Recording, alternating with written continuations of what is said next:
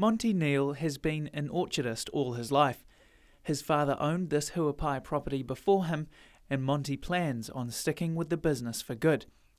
He says that the recent vote against a levy increase at the Horticulture New Zealand conference came as a surprise. After the vote was taken, just talked to a few smaller growers, and there was surprise to me that it didn't go through. It seemed, from my point of view, that it was the larger growers, or the corporate growers you could call it, that sort of felt that they didn't want to pay an increased cost. The motion to increase the fruit growers levy by 0.04% was rejected overwhelmingly, 175,000 votes for to 50,000 against.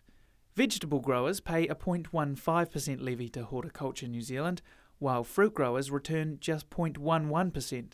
The vote would have brought them into line. Horticulture New Zealand CEO Peter Silcock says the result was a disappointing one for the organisation and one they didn't expect. We weren't necessarily surprised by the result, but we were perhaps surprised a bit by the extent of it, with only about less than a quarter of the votes, because it was weighted according to levy payments, but less than a quarter of the votes in favour. So yeah, it is a big issue for us, and one we're going to have to look at quite carefully. Peter Silcock says there are still options for funding elsewhere, such as charitable trust grants, but the decision is still a backward step. There is a possibility that we may still be able to apply to the trust for some specific project grants.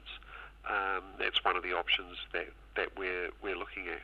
But it's really important for us to, look at what the message is coming from growers, and I think clearly there is, some messages here about, hey, you need to cut your cloth a little bit. Biosecurity is one of the industry's greatest threats, and also a crucial part of the work Hort NZ does to protect our plant sector. Monty Neal says the drop in funding may put growers at risk of pest or disease invasions. I think larger growers really have got to realise that Hort New Zealand is there for them, and if the Hort New Zealand is not allowed to function properly, it won't be able to perform its tasks, and if we have a major fruit fly outbreak, the infrastructure might not be there to take care of the problem. Monty Neal says the levies are crucial to fund the work Hort NZ does behind the scenes.